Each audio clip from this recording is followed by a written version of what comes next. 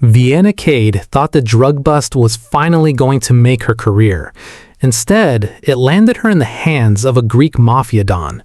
She had barely lifted her camera when Damon Petrakis caught her watching from across the street. He didn't lose his cool. He simply looked at her camera, then at her, and said, "You saw too much." Vienna should have been terrified. Instead, she looked him straight in the eyes. "Then maybe you shouldn't have given me something worth writing about." Damon smiled. That was the moment Vienna realized she had just made a very dangerous man interested in her. And she had no idea that the man standing beside him, his right-hand man, Aris Kallias, would become an even bigger problem. Because one man was about to make her heart race. The other was about to make her heart choose. Hey guys, welcome back to the channel, and to my new viewers, you are welcome. My name is Justin, and I'm the writer of all the stories on this channel. This is usually where I show my face and introduce myself, but honestly, I'm not feeling it today. I'm kinda sick, and, well, I look like hell. You might also notice some differences in my videos moving forward, and that's because I got demonetized. I'm not making any money from YouTube right now, so I can't afford some of the tools I normally use. It's still me writing these stories. It's still me creating them.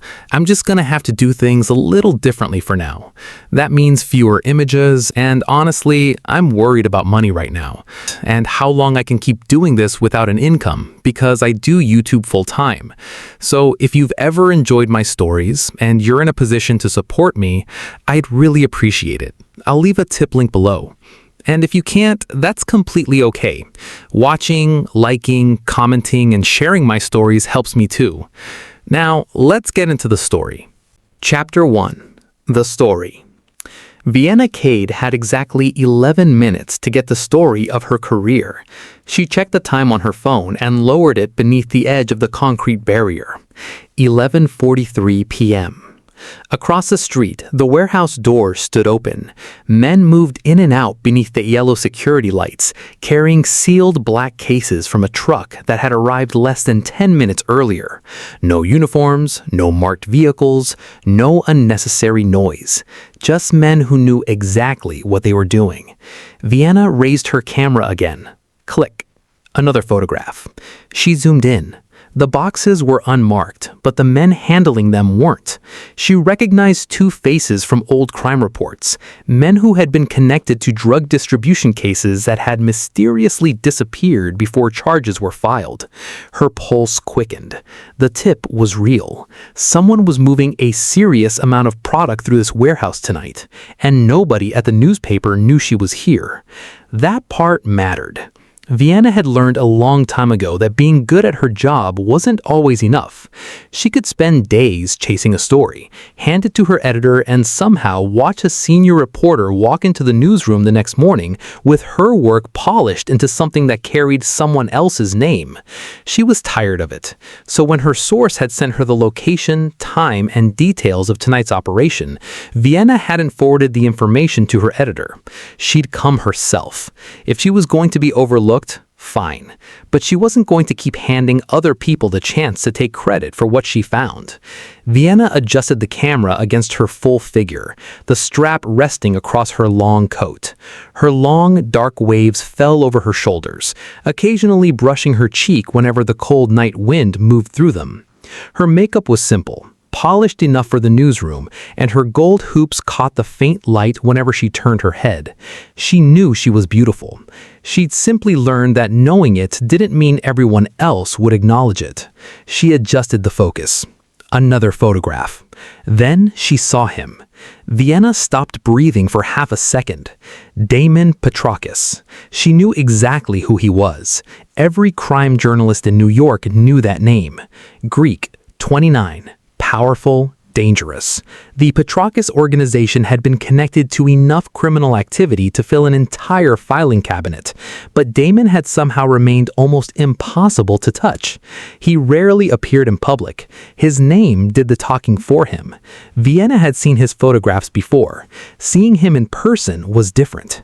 He was tall and broad-shouldered, with thick dark hair, a strong jaw, and deep-set dark eyes that seemed almost black beneath the warehouse lights. His olive skin and neatly kept stubble sharpened features that would have been handsome in almost any other circumstance. Unfortunately, Vienna's first thought was that he was very handsome. Her second was that this was a terrible time to notice. Damon said something to one of the men. The man immediately obeyed. Vienna raised her camera. Click. Damon looked up. Her finger froze on the shutter. He was looking directly at her. Vienna lowered the camera. For one strange second, neither of them moved. Then Damon started walking. Vienna's instincts kicked in. Time to go. She slipped the camera under her coat and started walking, keeping her pace casual. Don't run. Running made people notice you. She made it halfway down the block. Then she heard footsteps. Vienna glanced over her shoulder. 3 men were following her. She kept walking. Another man stepped out from the alley ahead. Her stomach dropped. She stopped. Slowly, she turned around. The men had spread out, not close enough to touch her, but close enough to make it clear she wasn't getting past them. "Oh, you've got to be kidding me." A deep accented voice came from behind her. "Leaving so soon?" Vienna turned. Damon was walking toward her. Up close, he was even more intimidating and annoyingly attractive. His expression had completely changed. Whatever amusement she'd imagined seeing from a distance was gone. His eyes were cold.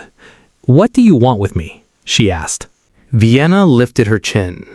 He didn't answer her. Instead, his gaze dropped to the camera hidden beneath her coat, then returned to her face. "What's your name?" For the first time that night, Vienna's mind went completely blank. She couldn't give him her real name, so she said the first name that came to her mind. "Victoria." His eyes narrowed slightly. "Victoria what?" She shrugged. "Does it matter?" Vienna forced herself to hold a stare. "I was just passing through. If you would excuse me, I will be on my way." Damon's gaze moved over her face, then down to the camera strap, disappearing beneath her coat. "You expect me to believe that?" "I don't care what you believe," she said. One of his men moved closer. Damon lifted a hand. The man stopped. Damon never took his eyes off Vienna. "Give me the camera." Vienna's fingers tightened around the strap. "I don't think so." Damon's jaw tightened. "Give it to me." She didn't move. For a moment, his eyes dropped over her face again. There was something different in his expression now. Not anger, interest. It disappeared almost as quickly as it came. Damon reached for the camera. Vienna stepped back. He caught the strap. She held on. For a second, they stood there pulling against each other. Then Damon gave one sharp tug. The camera came free. Vienna stumbled forward. One of his men caught her arm. "Don't touch me." The man released her immediately. Damon looked at the camera in his hand, then at Vienna. "You're a terrible liar, you know that?" "I thought I did good." "Only a child will believe the lie you told me." She said nothing. Damon pressed the power button. The screen lit up. Photographs of the operation filled it. His men, the warehouse, the shipment, him. Damon's expression went completely still. "Who sent you? Did Mendoza send you?" "Who is Mendoza?" "You just decided to take pictures of my business by yourself?" Vienna remained silent. He looked at her again. "Don't tell me you're some kind of journalist." It wasn't a question. She had been careful, but not careful enough. Damon stepped closer. "What newspaper?" She didn't answer. His voice became quieter. I'm losing patience." The look in his eyes changed. The man standing in front of her wasn't the charming stranger she had foolishly found attractive across the street. This was Damon Petrakis, the man people warned reporters about. He took one step closer. "You are bold. I like it." Vienna stared at him. She needed to get away. Vienna turned sharply and moved for the gap. She took 2 steps. A man stepped in front of her. She changed direction. Another blocked her. She backed away. The entire group had closed in. They had anticipated her. Damon watched her realize it. "Don't even think about it." Vienna stopped. His voice wasn't loud. It didn't need to be. "You're not leaving." She looked at him. "You can't keep me here." Damon walked toward her. "I can, and I will." He reached into her coat pocket and pulled out her phone. Vienna's eyes widened. He slipped it into his pocket. "You came here to document my business." His voice was calm again, but there was nothing comforting about it. He held up her camera. "And now you know too much. I could kill you and move on with my business, but I'm too tired for that right now." Vienna's stomach tightened. She tried not to let the fear show on her face. Did he just spare her life because he was tired? She looked around at the men surrounding her, then back at Damon. "What are you going to do with me then?" Damon held her gaze. "Take you with me." The answer was so calm that it frightened her more than a threat would have. Vienna shook her head. "No." Damon didn't react. 2 men moved toward her. Vienna resisted, but there were too many. She looked back at Damon as they led her toward the waiting car. He didn't look away. And as the door opened, Vienna realized the story she'd come looking for had just become something else entirely. She had gone there to expose Damon Petrakis. Now, she was being taken into his world. Chapter 2. The Residence. The car stopped in front of a building Vienna didn't recognize. All glass and dark stone. The kind of address that didn't need a sign out front to announce what it was worth. She didn't move when the door opened. "Miss Cade?" Her head snapped up. Damon stood outside the car, her camera still in his hand, watching her with the same unreadable calm he'd worn since the warehouse. "You know my name." "I know a lot of things now." He gestured toward the entrance. "Inside." "Or what?" "Or my patience, which is already thin, runs out completely." Vienna got out of the car. The lobby alone told her everything about the kind of money she was dealing with. Marble floors, a security desk manned by 2 men who didn't look at her twice, an elevator that required a key just to select the top floor. Damon didn't speak until the doors closed. "Victoria," he said. That was creative. It worked long enough. It worked for exactly as long as it took me to turn on your phone. Vienna's jaw tightened. Of course he'd gone through it. "You had no right." "I had every right. You were photographing my operation," he interrupted. "Why would you do something illegal in the first place?" she countered. The elevator opened into a penthouse that looked less like a home and more like a fortress dressed up as one. Floor-to-ceiling windows, city lights spread out below like something staged for effect. Furniture too expensive to actually relax on. "Sit." "I'll stand." Something flickered across his face. Not quite amusement, but close. "Of course you will. Suit yourself." He set her camera down on a glass table between them and studied her, arms crossed, the same way he'd studied the operation earlier that night.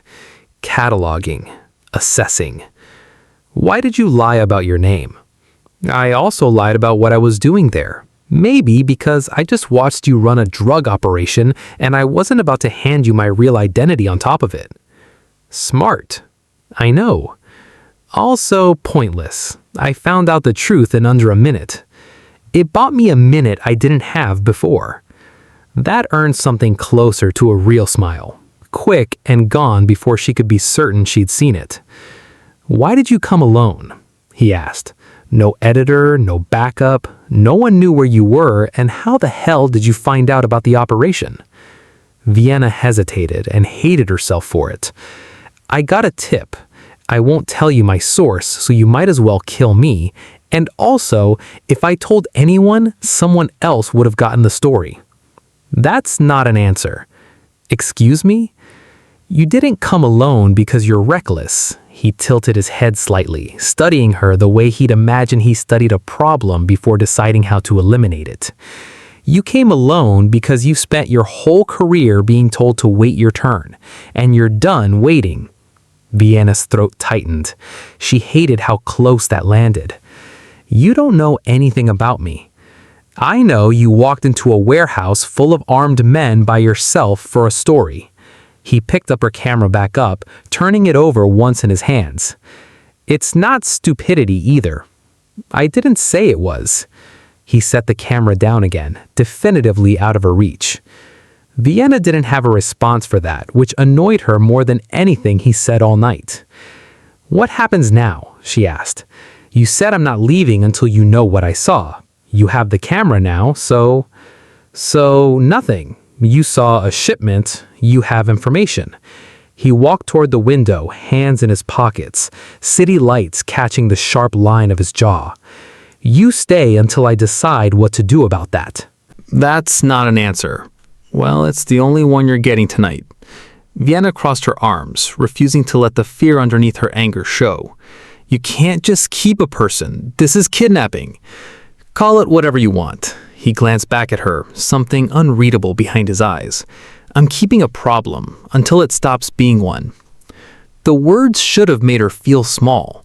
Instead, something about the way he said it, flat, unapologetic, entirely without cruelty, made her feel more like an opponent than a captive. She didn't know which was more dangerous. For a moment, neither of them spoke. The city hummed faintly below the glass, and Vienna found herself watching him the way she'd watched him from across the street 2 hours ago. Too closely, for entirely the wrong reasons. Damon caught her looking. She didn't look away fast enough. Something passed between them. Quick, unspoken, gone almost as soon as it arrived, but real enough that Vienna's pulse picked up in a way that had nothing to do with fear.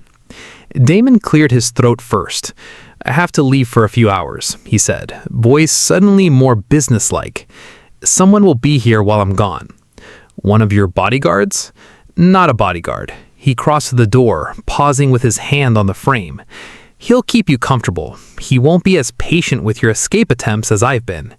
You call this patient? You're still breathing, aren't you? Before she could answer, the door opened. Vienna expected another version of the men from the warehouse. Broad, silent, forgettable. Instead, a different kind of presence walked in entirely.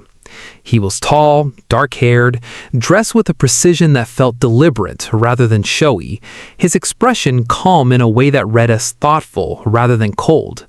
Where Damon's stillness felt like a threat waiting to happen, this man's stillness felt almost gentle by comparison, watchful but not predatory.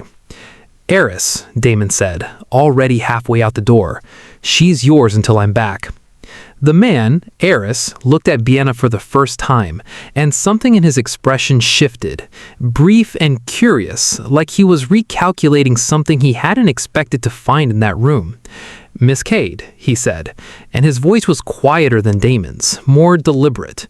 I've heard a lot about you in the last hour. Vienna lifted her chin, refusing to let either of these men see how unsettled she actually was. All bad things, I hope. Something that might have been a smile touched the corner of his mouth. Not entirely. The door closed behind Damon, and Vienna was left alone with a stranger who was already looking at her like she was something far more interesting than a problem to be contained. Chapter 3. Breakfast. Vienna woke up in an unfamiliar bed, in an unfamiliar room, and for one disorienting second forgot exactly why. Then it came back in pieces. The warehouse, the car, Damon's voice saying, I'm keeping a problem. The quiet, careful way Aris had looked at her before the door closed for the night. She sat up and pressed the heels of her hands against her eyes. Aris Kallias. She hadn't meant to think about him first. Somehow she had anyway. The low, deliberate way he talked, like every word had already been considered twice before he said it. Not what she expected from someone who worked for a man like Damon Petrakis. Vienna showered, dressed in the clothes someone had apparently supplied for her, simple, well-made, and left the room mostly to see how far she'd get before someone stopped her. She made it to the kitchen without a single guard in sight. Aris was already there, sitting at the counter with coffee and a plate of food, reading something on his phone with the unhurried focus of a man who had nowhere urgent to be. He looked up when she entered. "Morning. Like it's normal being a prisoner here? Would you prefer I yell? I mean, no one is acting like I'm a prisoner here. Might as well let me go." "You can't leave." He gestured to the empty stool beside him, entirely unbothered. "Prisoners still eat." She hesitated, waiting for the catch. The guard who'd materialized behind her, the trick question. None came. Eventually, mostly out of hunger and curiosity in equal measure, she sat. "You're not what I expected." "No? You don't seem like the kind of guy who works for a man like Damon Petrakis." "You say that like you know what kind of man Damon is." He said it plainly, no judgment attached. Vienna almost laughed before she caught herself. She wasn't supposed to find her captor's right-hand man funny. "So what do you actually do for Damon? What do you buy and sell?" she asked instead, reaching for the coffee he slid toward her without being asked. "A lot of things. You know I can't tell you more than that." "I don't do well in quiet places," she said, going back to her breakfast. She studied him over the rim of her cup. Where Damon's silences felt loaded, calculated, Aris's felt almost restful, like he wasn't performing anything, just existing in the space he took up. "Tell me about the story, the one that got you into all this." Vienna paused. "Why do you care?" "I'm curious. And besides, you just said you don't do well in quiet places." It was such a strange, honest answer that she found herself actually giving one back. "I've been at the paper for 3 years. Every big story goes to someone else.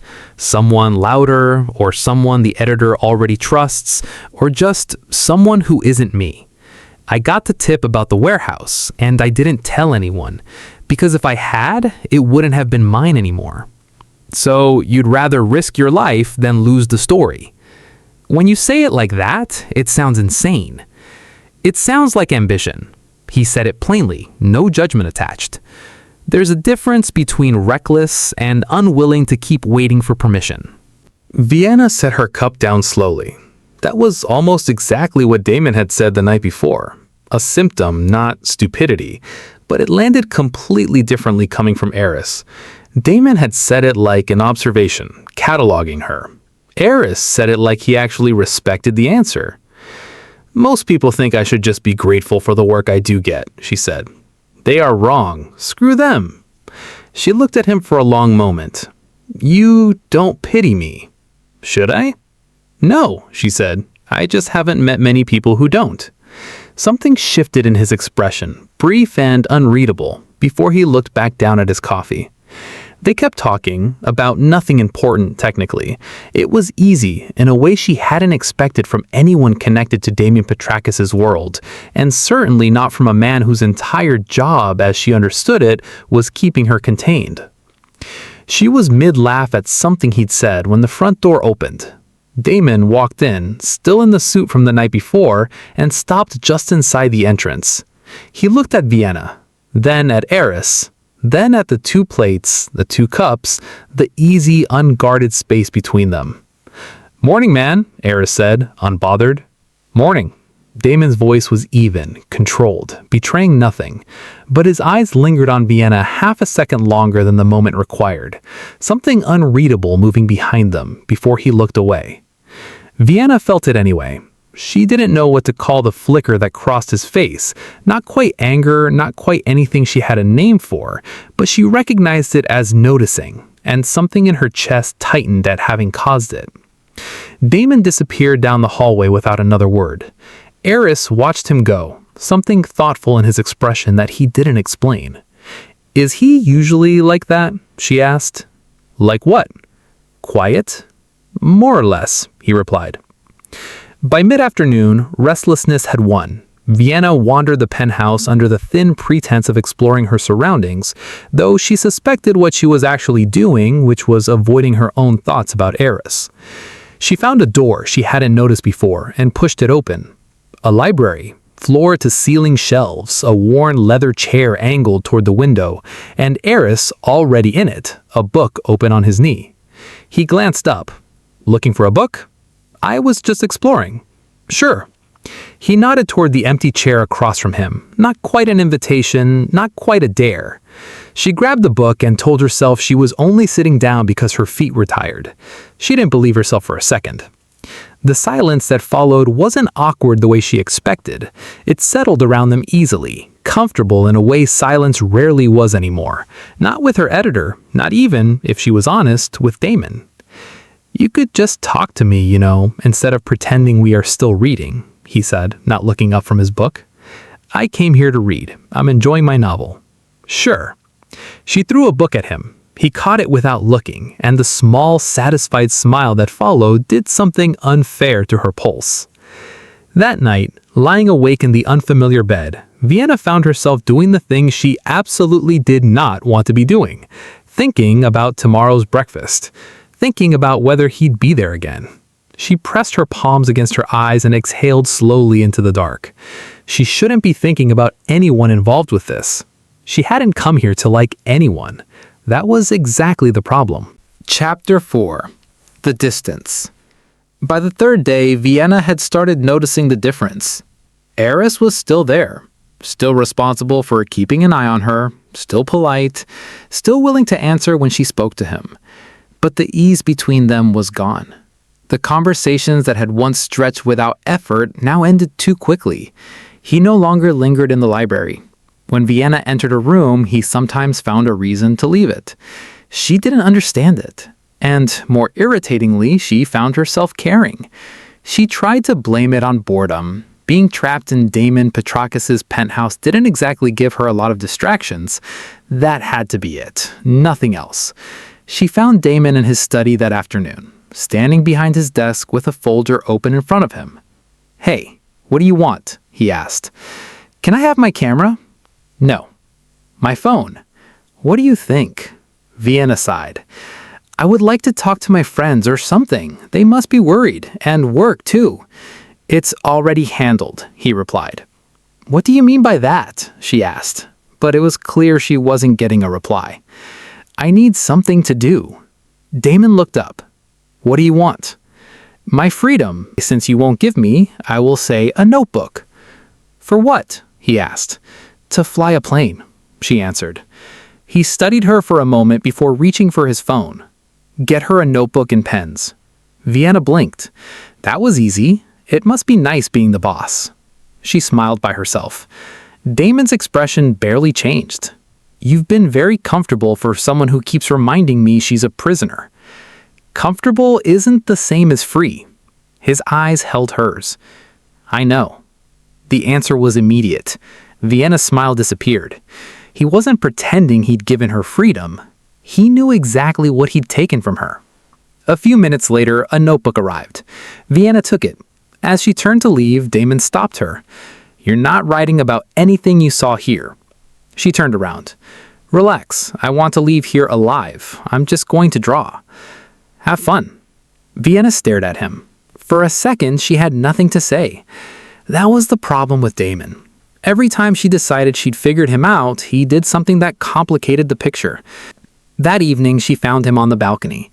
The city stretched beneath them. Thousands of lights scattered across the darkness. Damon stood with his hands resting on the railing. Vienna stepped outside. "Do you ever sleep?" "Sometimes." "Do you ever relax?" "No." She leaned against the railing several feet away.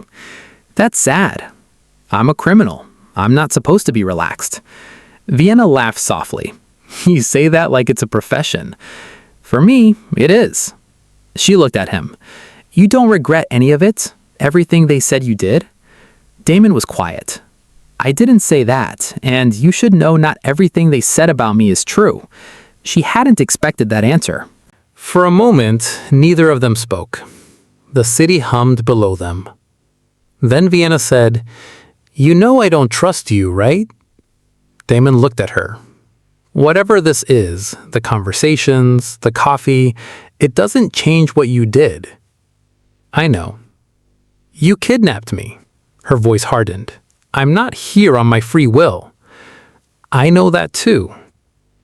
Vienna studied him, waiting for him to argue. He didn't. "Then don't confuse me talking to you with me forgiving you." "I don't." Something about his answer caught her off guard. "Good." Damon looked back toward the city. "You don't have to hate every second you're around me just because you hate the way you got here." Vienna turned toward him. "I don't need you to hate me."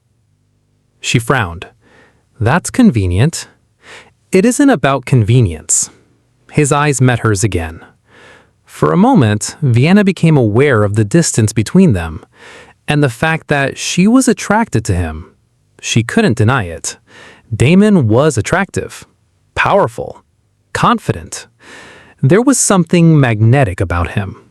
But none of that changed the truth. He had kidnapped her. He was still keeping her there. Vienna pushed away from the railing. "Good night." Damon watched her. "Good night, Vienna." She walked back inside. She didn't look behind her, but she could feel his eyes following her. The next day, Vienna could hear voices coming from the hallway. Damon and Aris. She glanced toward the door. Neither man had noticed her. Vienna hadn't intended to listen. She moved closer to the door, careful not to make a sound. "You're making this harder than it needs to be," Damon said. Aris answered quietly, "I know." "You should tell her." There was a pause. Vienna's heart started beating faster. Tell her what? Then Aris spoke. "She doesn't need to know." Damon lowered his voice. "You can't keep hiding her forever." Aris said something Vienna couldn't hear. Then Damon responded. "She's your girlfriend, Aris. Eventually, you're going to have to deal with it." Vienna froze. Girlfriend. The word settled heavily in her chest. She stepped away from the door. Suddenly, all those breakfasts made sense. The distance, the strange behavior, the way Aris had started avoiding her. Of course, he had a girlfriend. Vienna closed the notebook. She didn't have an answer, and that's the part that bothered her most. Chapter 5. The Almost Kiss. 3 days passed, and Vienna still hadn't figured out how to act normal around Aris. She told herself it didn't matter. She told herself a lot of things lately that she didn't quite believe. He noticed, of course. That evening, Vienna was in her bedroom, curled into the corner of the window seat with a book she hadn't actually read a page of in 20 minutes, when she heard a knock. She looked toward the door. "It's open." The door opened, and Aris stood there. He didn't enter immediately. For a man who usually moved through rooms like he owned the silence in them, he looked oddly uncertain standing in her doorway, one hand still resting on the frame. "Can I come in?" Vienna nodded, setting the book aside. He stepped inside and closed the door behind him, the click of it sounding louder than it should have in the quiet. For a moment, neither of them spoke. The city lights outside her window threw long shadows across the room, catching the sharp lines of his face, the careful way he was holding himself, like he'd rehearsed this walkover more than once before actually making it. Then Aris looked at her. "I wanted to talk to you. About the last few days." Vienna looked away, out at the skyline, giving herself a second before answering. "You've been avoiding me." "I know." "Why?" "I needed some distance." He hesitated, and in that hesitation, she saw something rare from him. Uncertainty. the careful composure slipping just slightly at the edges. Vienna folded her arms. Is this about what I heard you and Damon talking about? Aris's expression changed slightly, surprise flickering there before he could smooth it away. What did you hear? Damon called someone your girlfriend. Oh, she's not my girlfriend. He smiled. Vienna's eyes stayed on him, steady, waiting. Then who is she? A mutual friend. Damon calls her my girlfriend because we are close. He was just messing with me. So you don't have a girlfriend? No. The relief that moved through her was immediate, sharp enough that it scared her more than the jealousy had. Then what changed? I'm the one here against my will, and you are avoiding me. Aris looked at her for a long moment, the city light catching the edge of his jaw, his eyes steady on hers in a way that made the room feel smaller than it actually was. Because being around you has gotten difficult. Vienna's breath caught. What do you mean? Not because of anything you've done. He stepped closer, closing some of the distance between the window seat and where he'd been standing near the door. His movements unhurried, deliberate, nothing careless about them. Because of what I want and can't have. Vienna swallowed.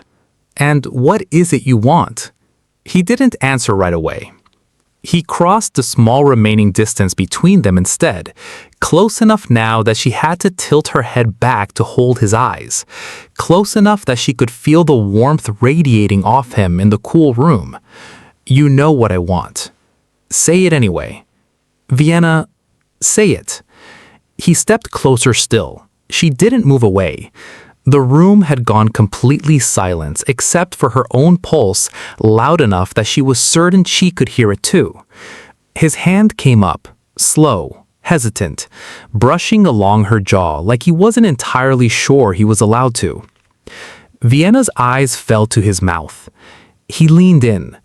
She wanted this, wanted it more than she'd wanted anything and longer than she could admit. Not the danger, not the captivity, just this. Him, the way he looked at her like she was something worth being careful with, worth slowing down for. His mouth was almost on hers when he stopped, went completely still, then stepped back. I can't. His voice was rough, unsteady, in a way she never heard from him.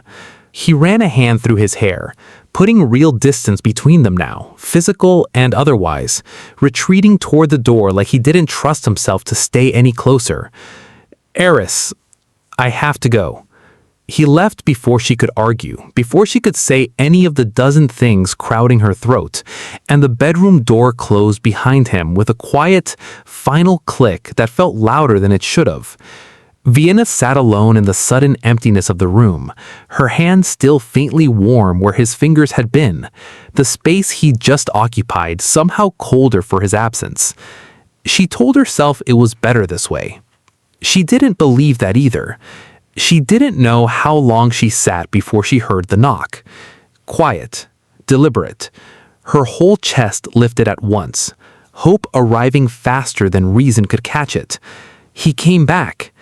She moved before she'd fully decided to, crossing the room in a few quick steps, pulling the door open in one motion, already reaching. There you are. Her arms wrapped around him before she'd even looked up, her face pressed briefly against his chest, relief flooding through her so fast it took a full second for something to feel wrong. The shirt beneath her cheek was the wrong fabric. The cologne was wrong. The stillness, the way he hadn't moved, hadn't returned the embrace, hadn't said a single word, was wrong. Vienna pulled back slowly, dread climbing up her spine before she even lifted her eyes. Damon looked down at her, something unreadable moving behind his expression. Neither of them spoke. And that's where we're ending part 1, guys. Vienna thought she was hugging Aris, but it was Damon. Now, I need to know what you think happens next. Are you Team Damon or Team Aris? Let me know in the comments, and also tell me what you think of these two Greek men, because I'm genuinely curious to see who you're rooting for. And if you enjoyed the story, please like, subscribe to the channel, and share it. It really helps me, especially right now. And if you're in a position to support the channel, I'll leave my tip link below. But if you can't, don't worry about it. Your views and engagement already mean a lot to me. We need more viewers to find the channel and engage with our stories, especially with my new novel coming to Amazon soon. So there's a lot more coming for me outside of the YouTube stories. Tons of 200-page novels. Part 2 is coming. Add it to the list of Part 2 I owe you guys. I'll see you soon.